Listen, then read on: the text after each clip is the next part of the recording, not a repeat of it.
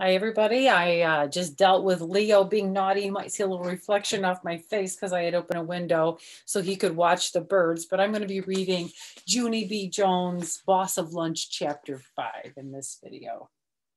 Chapter 5 is called Practicing. After school, I ran home from my bus stop. It was Mother's Day off from work. She was in the backyard playing with my baby brother named Ollie. Ollie is 10 months old. He cannot skip or play tag or color. So far, I am not satisfied with him. I ran out the back door. Mother, Mother, I'm going to be a helper. I'm going to be a helper, I shouted real cheery. I quick-handed her my permission slip. Read this paper. Hurry, it's from Mrs. Gutzman. You remember Mrs. Gutzman, right? Mrs. Gutzman used to be my cookie lady last year because this year she's branched out apparently because now she's the boss of the whole kitchen operation, I think. Mother read the permission slip. You can see how excited Junie B is. She's jumping up and down even. Mother read the permission slip. I bounced up and down, very excited. See, Mother, see, Mrs. Gutzman wants me to be her helper in the cafeteria tomorrow. And so all you have to do is sign the paper and I will be all set. I started back to the house. I'll go get you a pen. Mother hollered, hold on to me. This really does sound like fun, Junie B, she said, but let's talk it over at dinner, okay? At dinner, you can tell Daddy and me all about it. I did a big breath at her. But I don't want to talk it over at dinner, Mother, I said. I want you to sign that paper right exactly now. Please, please, just sign it, okay? Mother smiled. Patience, Junie B, she said. Dinner is just a few hours away, and I like Daddy to be in on this, too. I rolled my eyes all the way up to the sky, because Daddy always has to be in on everything.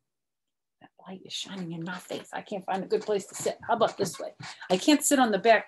I can't sit on the back porch anymore because it's too cold out there. So sorry about that, guys. Okay.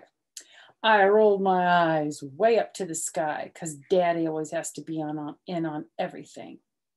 Finally, I went back in the house and I walked around the kitchen very bored. There's not even anything to do in this stupid, dumb old house, I grouched. Then all of a sudden, I spotted my backpack sitting on the floor. And that's when I remembered my plastic mitts. I put them in my backpack to carry them home from school. I hurried to get them out of there. And then I quick put them on and I ran to the refrigerator. Now I could practice touching food, I said, real thrilled. I opened the door and started touching stuff. First, I touched some fruit, and then an avocado and a squishy tomato. And then I put my hand in the butter and also some creamy cottage cheese. Whoa, these mitts make touching food enjoyable, I said. After I was done, I put the mitts in my pocket and I went to watch TV.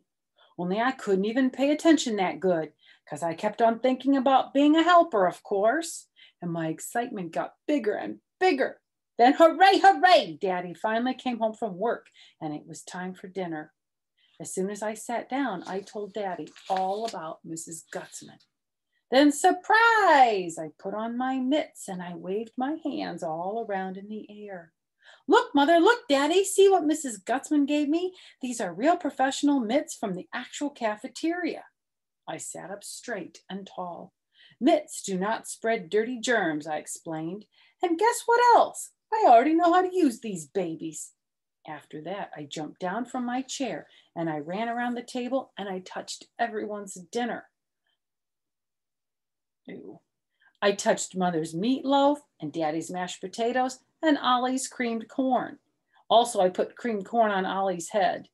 That was a funny joke, I think. Only no one even laughed. And Mother took my mitts away.